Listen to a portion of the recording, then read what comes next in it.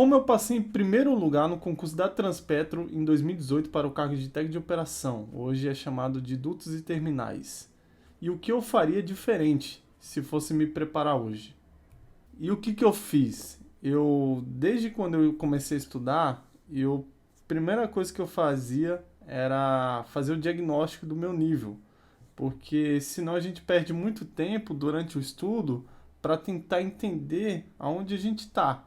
Tem pessoas que estão no nível inferior e tem pessoas que estão no nível superior. Você tem que identificar o seu nível atual para que você consiga trilhar o seu caminho de estudo.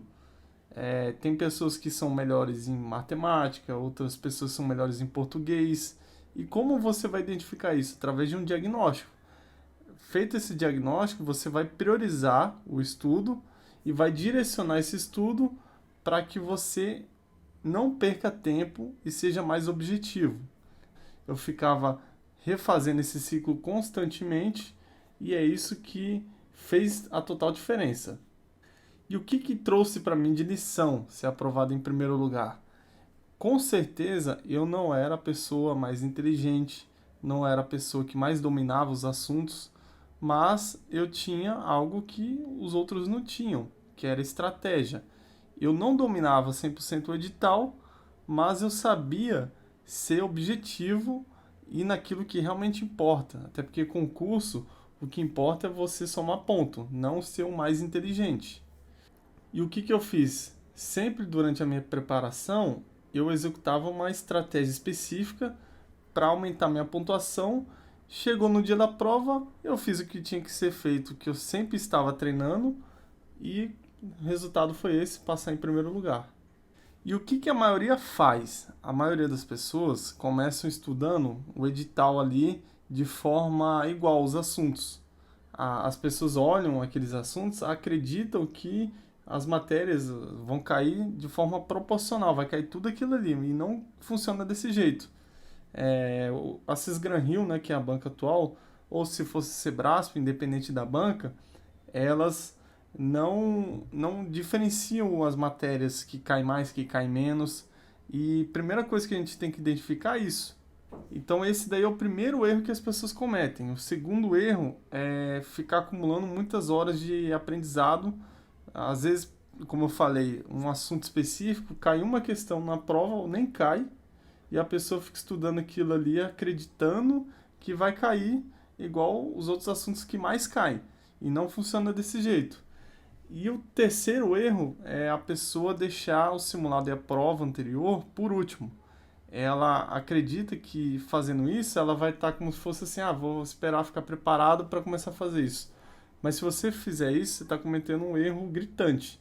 Porque quando você for fazer a prova, eu tenho total certeza que as pessoas que estudam muito apostilas, videoaulas de forma muito densa, quando vai fazer a prova, elas não vão bem. E elas ficam frustradas porque ficaram muito tempo estudando, chega lá na hora da prova, no simulado, não consegue ir bem. Essas pessoas, que é o quarto ponto, elas confundem tempo de estudo com evolução, e isso daí não tem nada a ver. Se você está gostando do vídeo, não se esqueça de se inscrever no canal e dar um like. E como eu fiz e como eu faria para qualquer concurso? Eu começaria pela prova, porque a prova ela revela muitas coisas. Ela revela a teoria, ela mostra o que a teoria esconde, porque ela diz o que você mais sabe, o que você menos sabe, o que tem que dar prioridade, os assuntos que mais caem, e também um padrão da banca, de como ela cobra esse tipo de concurso. Os diagnósticos são importantes. Por exemplo, eu acertei uma questão com baixa confiança.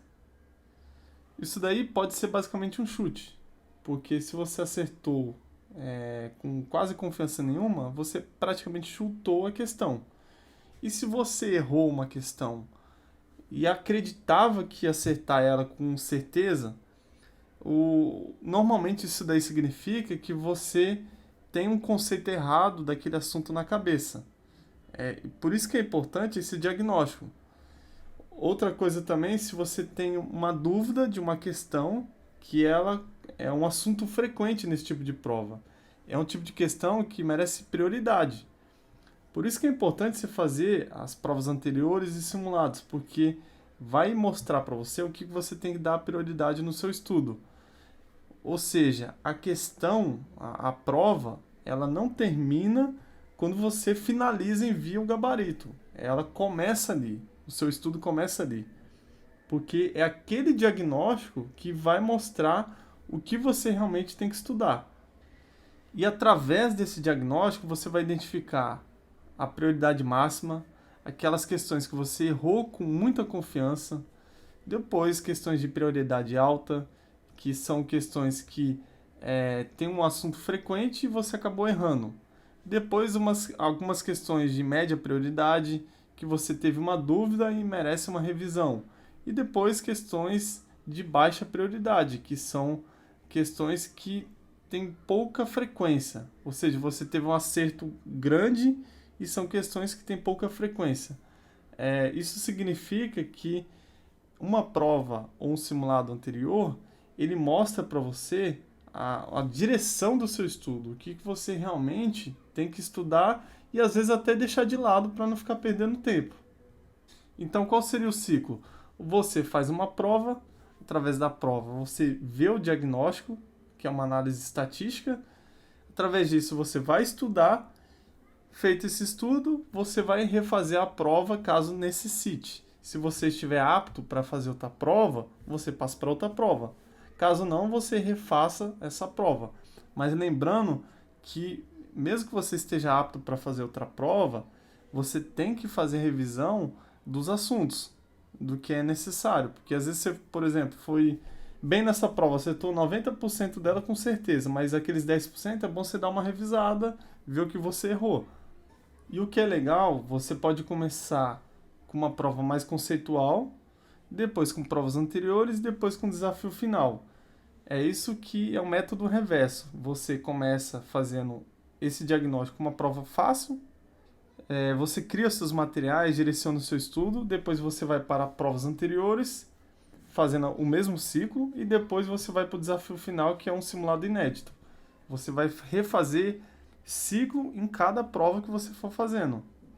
Lembrando que o concurso da Transpetro e da Petrobras, você tem que garantir o mínimo nos conhecimentos básicos e os conhecimentos específicos, que é da banca Cisgran Rio que eu estou falando, é ele que te classifica, são eles que te classificam. Então é importante você garantir o mínimo nas básicas e fortalecer os seus conhecimentos específicos. E o que também foi diferencial no dia do concurso, para você passar em primeiro lugar, passar nas vagas, né? Fazer você passar nas vagas, é você saber resolver a prova. Por exemplo, quando fui fazer a prova, eu primeiro fui para os conhecimentos específicos, daquelas questões que eu tinha certeza, depois eu fui para os conhecimentos básicos, fiz o mínimo que precisava, fiz o mínimo, fui para os conhecimentos específicos de novo, finalizei depois os conhecimentos básicos, que só para garantir um pouquinho a mais ali, para eu não ficar naquela margem mínima, eu fiz isso até finalizar a prova, né? Eu ia para os básicos, ia para os específicos, eu não ficava assim fazendo a prova da questão 1 até a 60, no caso de nível médio técnico.